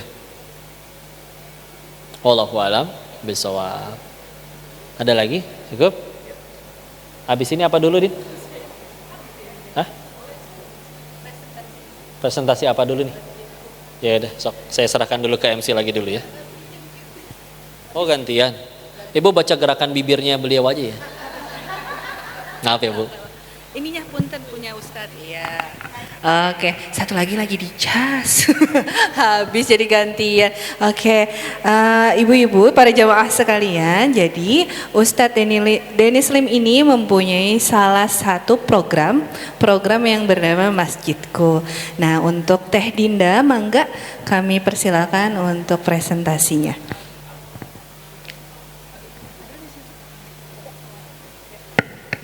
Oke. Bismillahirrahmanirrahim. Assalamualaikum warahmatullahi wabarakatuh. Apa kabar ibu-ibu solihah hari ini? Allahu Akbar, Masya Allah, semangat sekali ibu-ibu, apalagi yang biru-biru ini cantik sekali, suka ngelihatnya. Masya Allah ibu, masih semangat hari ini? Masih ya, apalagi ngelihat Koko ya, semangat ya. Pengen masih dengerin kajiannya Koko atau pengen foto bareng Koko? Ibu-ibu mah pengennya foto. Oke, ibu-ibu, mohon maaf sebelumnya, izin kita dari tim Masjidku atau kepanjangannya adalah Masjid Khairul Ummah. Ya, Masjid Khairul Ummah itu adalah salah satu program ya, program dari Ko Denis dan juga Teh Yunda. Dan masjidku ini memang belum ada masjidnya, tapi kita sedang proses yang namanya pembebasan lahan. Tapi walaupun masjidnya belum diri, alhamdulillah kita udah ada programnya. Nah gitu, jadi sebelumnya info juga, masjidnya itu ada pas di sebelah rumahnya Koko di Cimahpar, Bogor Utara. Kalau ada yang mau lihat-lihat main boleh silakan. Nah di situ cita-citanya akan kita bangunkan masjid. Dan tidak hanya masjid, tapi kita juga pengen bangun TPA, sekolah, SMP-nya udah ada di Quran, tapi SD, SMA dan lainnya. Jadi kita pengen istilahnya menjadikan tempat itu tempat yang bisa menjadikan peradaban Muslim lebih baik lagi seperti itu ya. Jadi masjidku ini berdiri nanti insya Allah di tanah seluas 3.330 meter. Dan boleh next Mbak, kita langsung aja. Nah kita punya beberapa program, dan program ini alhamdulillahnya sudah jalan walaupun masjidnya belum ada. Yang pertama ada kajian sehati, Jumat Happiness, dan Aku Cinta Quran. Boleh next. Nah kalau kajian sehati mingguan itu memang setiap minggunya kita harusnya ada kajian, cuman untuk kajian sehati yang mingguan kita masih belum mulai lagi. Namun kajian sehati akbar bulanan, nah ini biasanya kita buat di rumahnya Koko. Nah itu kalau mungkin ada beberapa di sini yang pernah ikut kajian sehati pasti udah tahu kajiannya. Nah kemudian yang kedua ada Aku Cinta Quran. Kenapa kita buat namanya Aku Cinta Quran? Karena ternyata faktanya masih banyak orang bahkan yang sudah berumur masih buta huruf hijaiyah. Masih nggak tahu alif batasa, itu masih banyak ternyata di lingkungan sekitar kita. Nah karena itu Masjid Khairul Ummah ingin sekali fokus kepada orang-orang yang memang masih ingin mengenal atau belajar huruf hijaiyah sampai nantinya bisa baca Al-Quran dengan sempurna. Dan ini dia program unggulan kita namanya Jumat Happiness. Jadi setiap hari Jumat kita itu buat program Jumat Happiness, dan itu kita bisa aja buat bagi-bagi makanan, kemudian kita borong UMKM, misalnya ada yang jual sayuran, ada yang jualan mie ayam atau apapun itu, kita akan cari target-target yang mungkin cocok untuk kita bantu di hari itu. Dan kita juga kadang buat social eksperimen, kita buat tanya jawab dan kita bagikan uang tunai ke orang-orang yang sekitar yang kita akan cari siapa aja di Jumat Happiness itu. Nah untuk itu kita mau ngajak nih ibu-ibu semua untuk ikut dalam program kebaikan ini agar dakwahnya Masjid Khairul Ummah bisa terus berlanjut dan nantinya bisa berdiri masjid di tanah tersebut. Walaupun sekarang memang belum ada, tapi alhamdulillah program kita udah berlanjut dan sampai sekarang bahkan gitu ya. Bismillah, mungkin dari teman-teman bisa ikut support, dan kita juga nggak maksa harus hari ini atau setiap hari atau gimana pun. Mau difoto dulu boleh, silahkan. Mana tahu pengen di setiap subuh atau di setiap hari Jumat, nggak masalah. Mungkin dari Koko ada yang ingin disampaikan kok. Makasih Ustazah Dinda, alhamdulillah. Silakan Bun, kita nggak bisa balas apa-apa kalau pengen terlibat dengan programnya. Tapi yang Koko tahu mah setiap kali ada yang sedekah teh, pilihannya cuma 2, paling cepat diganti di dunia, standarnya 700 kali lipat, Al-Baqarah 261, paling lambat diganti di setelah mati. Jadi aslinya mah nggak kemana-mana duitnya. Ketika nanti kalian ikut transfer sedekah, itu sama aja cuman kalian lagi transfer ke rekening akhirat kalian doang. Ya, bismillah, mudah-mudahan bisa jadi pahala jariah. Di situ nanti areanya pengen terpadu ya, karena Koko pengen seperti Darut Tauhid. Jadi ada sekolahnya ada, sekarang baru ada SMP-nya. Jadi nanti pengen ada TK SD SMA-nya, pengen ada gedung dakwahnya juga untuk pelayanan umat, lembaga amil, dan juga pengen ada masjidnya tentunya. Ya, mohon doanya aja. Kita mah lagi berlomba. Aslinya nanti terbangun atau enggak, bukan kita yang bangun juga. Aslinya memang Allah udah tentuin di daerah situ memang harus akan ada masjid, dengan ada atau tidak adanya kita. Tinggal kita yang jadi jalan diizinin kecipratan pahalanya. Gitu. Udah? Oh iya, buku ini udah juga. Iya. Oh iya, sama satu lagi, pengen pergi ke tanah suci. Iya, istilah. Ini Koko juga sedang ngajakin ya, bagi yang pengen menunaikan wabil khusus haji. Koko bekerja sama dengan satu travel Grasindo namanya, yang nanti berangkat ya, ada yang tahun depan ada, yang nanti juga kita lagi pengen ngajakin untuk yang ONH plus. Gimana kok emang programnya? Kalau pengen dapat nomor antrian porsian itu bayarnya sih $5.000. Tapi mereka punya program, yaitu bayarnya 3 juta sebulan selama 84 kali. Berarti kan 7 tahun tuh. Nah, ONH Plus itu masa tunggunya 5 sampai 9 tahun. Kenapa emang kalau ikut program ini kok nanti setelah bayar 3 juta selama 12 bulan berturut-turut, si travelnya akan nalangin untuk dapat porsi daftar antrian haji. Jadi udah tinggal tunggu. Jadi sambil nunggu nanti misalkan berangkatnya 5 tahun lagi atau 7 tahun lagi, kan sambil ini tiap bulan lunas, ya. Dan ini sudah yang paket kuota resmi, bukan yang nanti deg-degan visanya keluar atau enggak. Ya kita jual yang furoda juga, tapi ada juga yang ONH plus 3 juta per bulan. Maka silakan bagi yang mau atau tanya-tanya dulu ikutan. Kok daftar udah nih, ternyata tapi meninggal duluan, tetap jadi pahalanya. Daripada duitnya ternyata ada, tapi ternyata nggak pernah daftar-daftar. Kok gimana kalau udah daftar yang reguler? Kalau udah daftar reguler terus daftar lagi ONH plus, yang regulernya bisa diuangkan kembali utuh 25 jutanya ditarik. Nah, kalau daftar reguler tapi kok, ya itu dia, tapi silakan masa tunggunya kita tahu ya. Jadi ini ada tawaran, mau nggak ONH plus? Memang ada peluang percepatan itu kalau misalkan nanti tiap tahun kan ada yang nggak berangkat nih reguler, entah sakit, entah umur, entah apa. Nah itu untuk memenuhinya biasa dari travel nanti rekomendasiin dari yang ONH plus itu siapa yang bisa dimajuin duluan. Jadi memang peluang, tapi syaratnya udah harus daftar minimal setahun. Jadi paling cepatnya kalau emang jodoh ya 2-3 tahun lagi. Tapi toh tetap berangkatnya nanti tetap sama Koko, Teyunda, sama si kembar nanti insya Allah. Ya berangkatnya. Makanya ini mah ajakan aja, yuk bismillah. Karena punten ya, kita kalau nanti meninggal punya warisan, kan sebelum dibagiin harus ngapain dulu? Cek kan punya utang atau enggak. Setelah punya utang boleh langsung dibagiin? Guru fikih Koko ngingetin, ingat ketika nanti meninggal nggak punya utang, ada satu lagi, cek dia punya saldo yang cukup untuk haji atau tidak. Ingat, haji bagi yang mampu, wajib bagi yang mampu. Ternyata ibu meninggal saldonya ada 2 miliar nih. Itu belum boleh langsung dibagiin warisan meskipun nggak punya utang. Tapi kata guru kami, badalin haji dulu. Setelah beres dibadalin, baru dibagiin warisannya. Kecuali meninggal warisannya tinggal 1 juta rupiah, itu nggak cukup berangkat, maka wajib tidak jadi wajib bagi dia. Tapi kalau ternyata saldonya banyak, meninggal nggak daftar-daftar,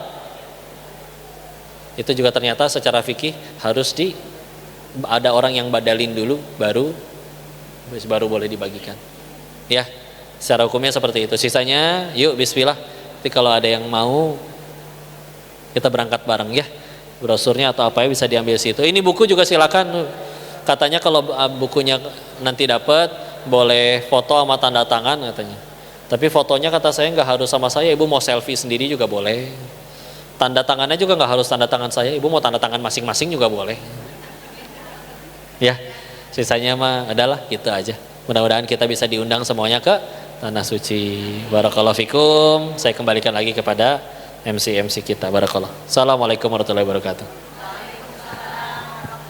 Oke Ibu, jadi jangan lupa dan saya ucapkan semuanya terima kasih buat yang mau berpartisipasi program Masjidku. Dan jangan lupa booth bukunya ada di depan, jadi siapa yang beli buku nanti boleh foto bareng dan juga tanda tangan dari Kohden Islim eksklusif.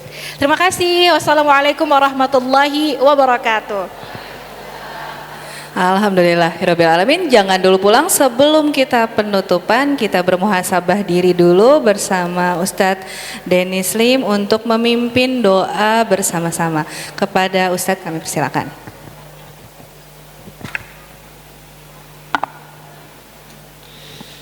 Mohon ridhonya, tundukkan hati dan kepala kita sejenak. Kita bermunajat kepada Allah. Yang punya hajat masing-masing silakan disuarakan dalam hati ya. Ingatlah doa itu pilihannya cuma 3, 1 dikabul. Kok belum dikabul nih, maka pilihan kedua dijauhin dari musibah. Mau kepleset nggak jadi contoh. Kok tetap kepleset nih, pilihan yang ketiga dihapusin dosa-dosanya. Jadi selagi doanya doa yang baik, pilihannya cuma 3 itu. Ya, kita tundukkan hati dan kepala kita sejenak ya. A'udzubillahi minasyaitonirrajim. Bismillahirrahmanirrahim. Allahumma salli ala sayyidina wa habibina wa syafiina wa maulana Muhammad wassallim radhiyallahu tabaraktahu ta'ala an kulli sahabati rasulillahi ajma'in. Bismillahirrahmanirrahim. Hamdan syakirin, hamdan na'imin, hamdan yuwafi ni'amahu wa yukafi mazidah. Ya Rabbana lakal hamdu kama yanbaghi li jalali wajhikal karim wa azimi sultanik. Allahumma salli ala sayyidina Muhammad wa ala ali sayyidina Muhammad. Allahumma ighfir lil muslimina wal muslimat wal mu'minina wal mu'minat al ahya'i minhum wal amwat. Allahumma ighfir lana wa li walidina warhamhum kama rabbawna shighara. Ya muqallibal qulub tsabbit qulubana ala dinik. Allahumma a'inna ala dzikrika wa syukrika wa husni ibadatik. Ya Allah, berkahilah majelis ini ya Allah. Ajarkan ilmu yang bermanfaat saja kepada kami ya Allah. Jadikan sisa usia kami hanya mengejar ridho-Mu saja ya Allah. Jadikan setiap malam kami bisa bersujud menyembah-Mu ya Allah. Ya Allah, ini hamba-Mu yang mengakui dosa-dosanya di hadapan-Mu ya Allah. Istighfar yang matanya pernah melihat yang Allah tidak suka. Istighfar yang pernah sengaja menyakiti hati orang tua.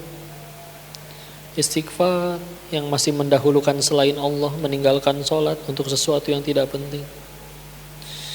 Istighfar yang pernah kurang adab kepada guru ataupun pasangannya. Istighfar yang masih pilih kasih kepada anak-anaknya. Istighfar mata yang lebih sering melihat kebatilan daripada melihat Al-Quran. Istighfar yang lisannya lebih sering membicarakan keburukan orang lain daripada memperbaiki keburukan diri sendiri. Ya Allah, ini hamba-Mu ya Allah. Engkau tahu apa yang kami lakukan. Tidak ada yang tersembunyi di hadapan-Mu ya Allah. Tapi siapa lagi yang punya kuasa mengampuni dosa selain hanya Engkau ya Allah. Kau ampuni dosa-dosa kami ya Allah. Jangan Kau biarkan kami wafat sebelum dosa kami Engkau ampuni ya Allah.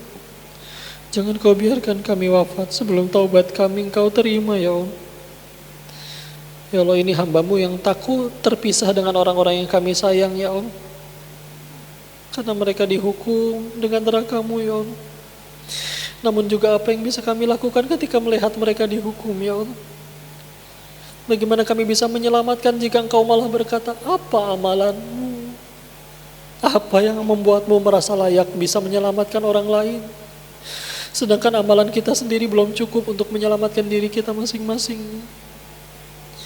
Maka kami juga titipkan orang-orang yang kami sayang, ya Allah. Anugerahkan hidayah untuk pasangan kami, untuk anak-anak kami, keluarga kami. Engkau yang mengenggam hati mereka, ya Allah. Menjadikan sisa usia kami hanya mengejar ridho-Mu saja, ya Allah. Ya Allah, anugerahkan kepada kami kelak keturunan yang solih, solihah, hafiz, hafizah. Rabbi habli minas solihin, Rabbi habli miladunka zuriyatan thayyibatan innaka sami'ud du'a. Rabbi la tadharni farda wa anta khairul warithin. Rabbi ij'alni muqimas shalah wa min zurriyyati rabbana wa taqabbal du'a. Allahumma inna nas'aluka ridhaka wal jannah wa na'udzubika min sakhatika wan nar. Allahumma inna nas'aluka husnul khatimah wa na'udzubika min su'il khatimah. Ya Allah, selamatkan saudara-saudara kami di Palestina, ya Allah. Hancurkan musuh-musuh Islam yang menjajah mereka, ya Allah. Dan jadikan syahid dan husnul khatimah saudara-saudara kami yang harus wafat di sana, ya Allah. Dan ya Allah, sebagaimana Engkau ridha mengumpulkan kami di majelis ini, kelak kumpulkan kami kembali di dalam surga-Mu, ya Allah. Dan izinkan kami wafat dalam keadaan husnul khatimah. Kami titip anak-anak kami, ya Allah. Tumbuhkan mereka besar, penuhi segala kecukupannya. Layakan kami menjadi suami, istri, pasangan, anak-anak, orang tua yang baik, ya Allah. Menjadikan sisa usia kami hanya mengejar ridho-Mu saja, ya Allah. Rabbana atina fid dunya hasanah wa fil akhirati hasanah wa qina adzaban nar. Subhana rabbika rabbil izzati amma yasifun wa salamun alal mursalin walhamdulillahi rabbil alamin. Terima kasih. Mudah-mudahan dirahmati Allah. Mohon maaf lahir batin jika ada kesalahan murni dari datangnya, dari bodohnya diri ini, tolong dimaafkan dan dinasihati. Jika ada kebaikan pasti dari Allah dan kita bersyukur kepadanya. Saya kembalikan dulu ke MC. Wabillahi taufiq wal hidayah. Assalamualaikum warahmatullahi wabarakatuh.